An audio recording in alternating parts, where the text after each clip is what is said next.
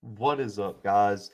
It is the Blue Bloods here, back with another Week 10 college football preview right here on the Blue Bloods, man. And we are headed out west to the Pac-12 for one of the biggest matchups of the weekend. And it was made even bigger by last night's college football playoff rankings, revealing where the Ducks moved to number 4 in the country, right there in the playoff race. So the number 4 Oregon Ducks are traveling to face one of their biggest rivals, their biggest rival in the division, outside of Oregon State.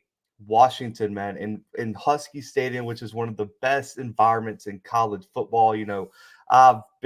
I've been vocal about this. That stadium is loud. It's in a beautiful part of the country. That's one of my favorite environments to watch a game. And we get a prime time game, 6:30 p.m. Central Time, live on ABC. So this is going to be one of the most watched games of the weekend. And this matchup couldn't be any more important because a lot is on the line in terms of the Pac-12 race this season. When you look at, this division right now, Oregon only has a one-game lead over three teams tied with two losses in Washington State, Oregon State, and the Huskies of Washington. So this game could really cause chaos if Washington could pull the upset over the Ducks this weekend. But let's set the table before we get into the keys of the game and breaking down some of the matchups. The Ducks come into this one 7-1, 4-1 in the Pac-12. Their only loss to Stanford on the road in overtime in a game many people thought the refs could have stole that from them. But Mario Cristobal's team still finds themselves in the thick of that college football playoff race. That Ohio State win is really pulling the Ducks up and propping them up, even with one loss.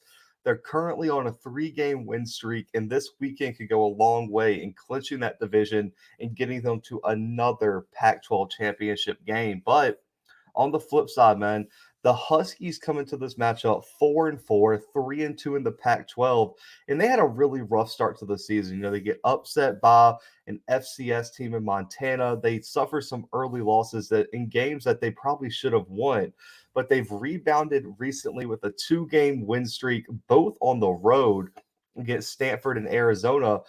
But this Jimmy Lake squad is playing much better football as we enter into this November stretch run. And the Huskies really could have the Ducks on upset alert because in a rivalry game, anything can happen. And this environment is prime to be upset central for a top four team in the country. But when you look at the overall series, the Huskies do lead the overall series 60-47. They've also tied five times, but when you look at the recent history, this has been the Ducks series. They have won 14 of the last 16 games, and they're currently on a two-game win streak in this series.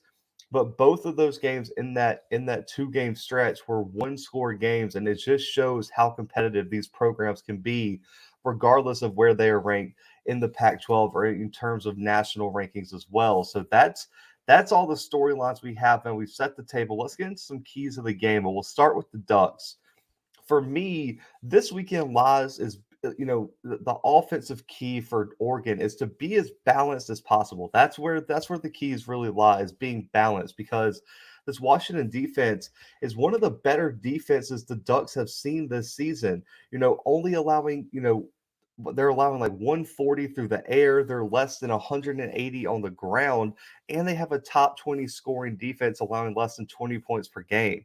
So the Ducks are going to have to be balanced. They're going to have to run the ball, let Anthony Brown establish his rhythm and be a playmaker for in this offense. And that's how they're going to win this game. Because if you become one-dimensional, Washington's defense is good enough to really make you pay in that situation. Now, luckily, the Ducks have one of the more balanced attacks in the Pac-12. They're averaging over 200 yards through the air and on the ground per game this season. And on top of that, they're averaging 3 rushing touchdowns per game, which is one of the highest marks in the country. So the number one thing for me, as much as you want to be balanced, is to run the ball. Because when you look at the run game, Anthony Brown's really able to work off of that. And Anthony Brown's legs really help him, be a big part of this rushing game.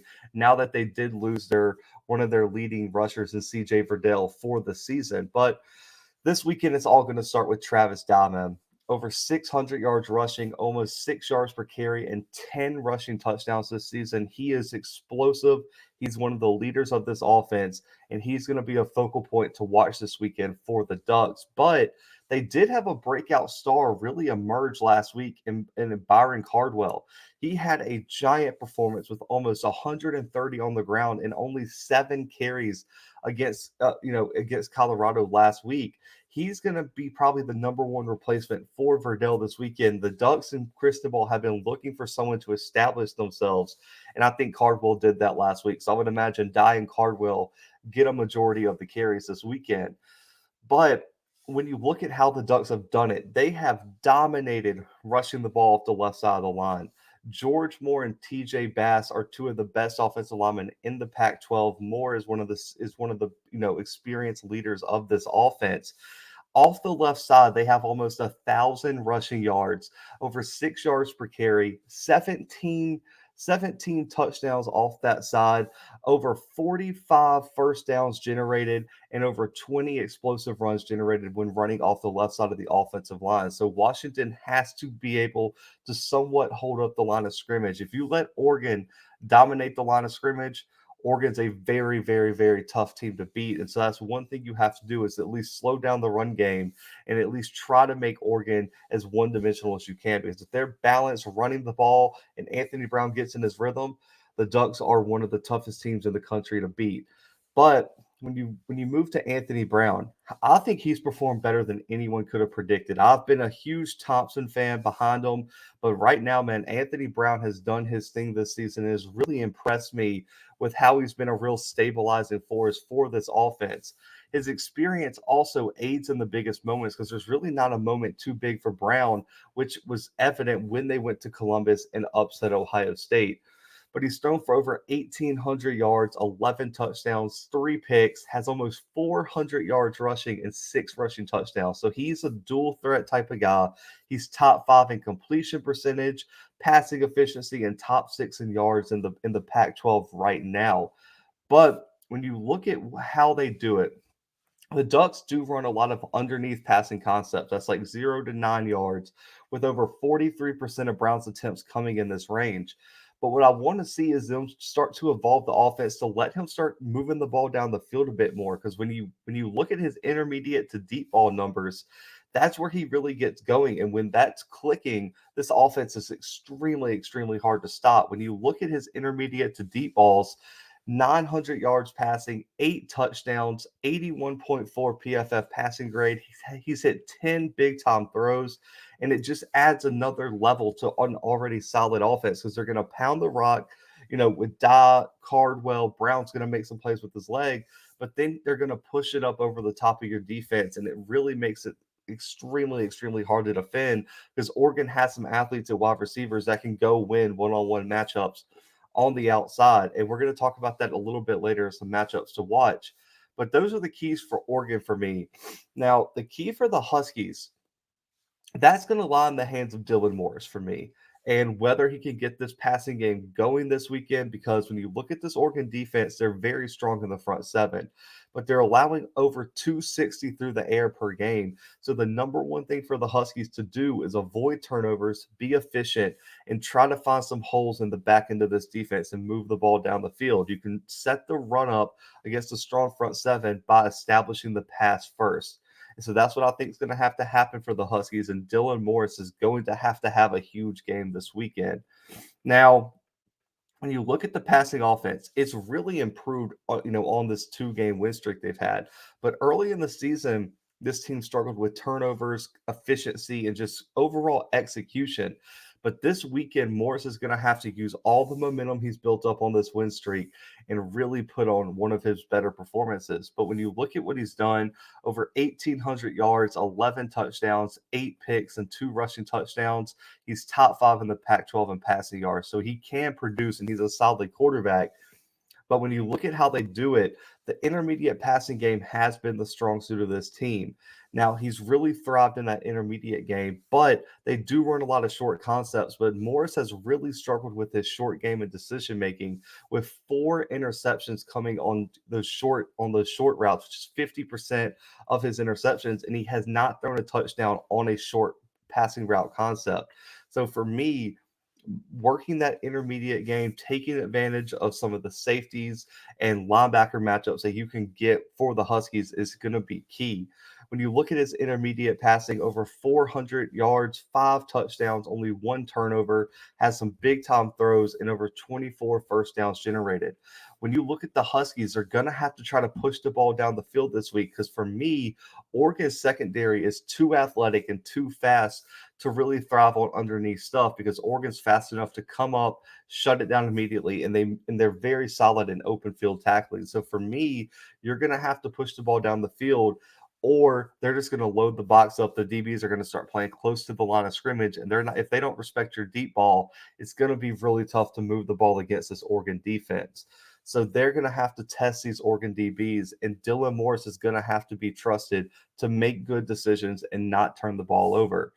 Now, the rushing attack has had some great moments for the Huskies this season, but there's also been some inconsistent performances in this schedule.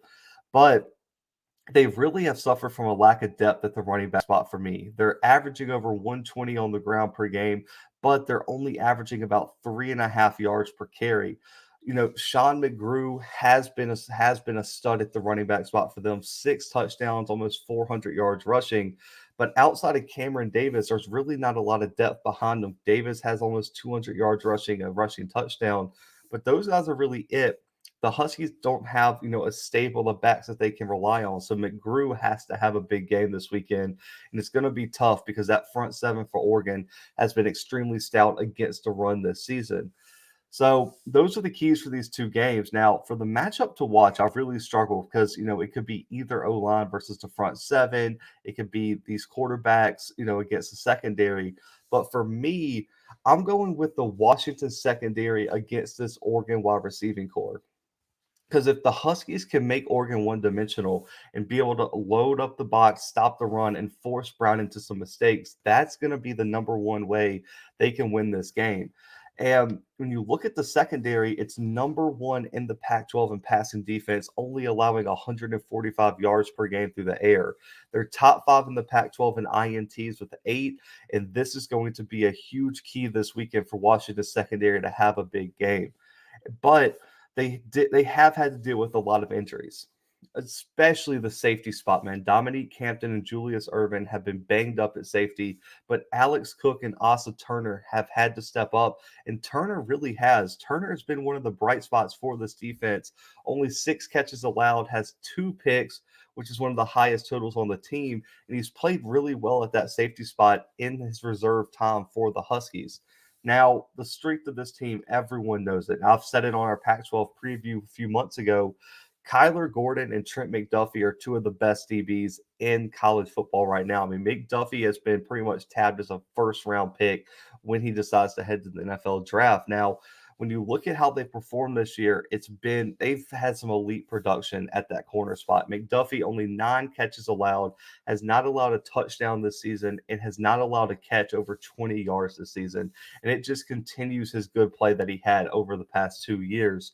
But then Gordon also has not allowed a touchdown, has 2 picks, over 5 pass breakups this season, and has allowed less than 50% of the passes thrown at him to be completed. So these two guys are key this weekend against this talented group of Oregon wide receivers. Now, the other X factor, Brendan Radley House at that nickel spot, has so much experience. He's explosive, and the type of energy he can bring to the back end of that defense is special. And of course, Jimmy Lake's the head coach. He is a DB guy. I think he's going to have the secondary ready to play for the Huskies this weekend. So the number one thing is no explosive plays and force a few turnovers. If you can get some short fields to help out your offense, that would be huge. And maybe even produce some points from your defense will be key to upsetting the Ducks this weekend. Now, on the other side of this matchup, the wide receiving core for the Ducks have been solid this season. They got a nice mix of youth and experience. You look at senior leader Johnny Johnson at the Z spot, Jalen Red at the H spot, both experienced leaders. And then you also got young guys like Devin Williams and Micah Pittman that also can go make plays for you. The Ducks rotate 4 6 guys at each position week in and week out. They have a lot of depth at the wide receiver spot, a lot of playmakers at the wide receiving spot. The number one thing, though, they got to go win these one-on-one matchups. You know you can run the ball well. You know you're going to get some, islands out there in terms of you one-on-one with one of these talented DBs who can go make a play. Johnson, Red, Devin Williams, Micah Pittman, all these guys have to go make one-on-one plays, make big catches, be explosive, and that's going to be the number one thing to see in this matchup is can this stable of Oregon wide receivers go make plays against probably, I would say, the most talented secondary they've seen all season, and can Anthony Brown avoid turnovers and avoid mistakes in one of the biggest games of the season for him. But looking at all this, man, looking at the momentum of these two teams and what they're bringing to the table, for a prediction, I've really struggled because going to Husky Stadium is no easy feat. But right now, I would say due to some injuries in the front seven for Washington, the safety spot being a bit up in the air, Oregon having that, I feel like they got a jolt of motivation and momentum being number 4 in the country. I think Mario Cristobal is going to have his team ready to play. I think the experience with Anthony Brown is going to play a big role this weekend.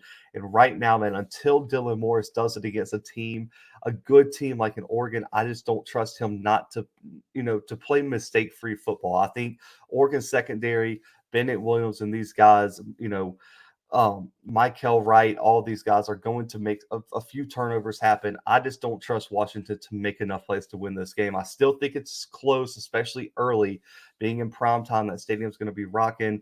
I just have the Ducks pulling out a big win this weekend on the road, 27-17 over the Huskies. So a 10-point win for the Ducks. Guys, if you're new, smash that subscribe button. Also hit the like button on the video and comment your score predictions below, your takeaways of the game, and what you're looking forward to most this weekend, man. I appreciate y'all supporting. Can't wait to get back with y'all later this week with more college football Week 10 previews. But for right now, man, the Blue Bloods are out.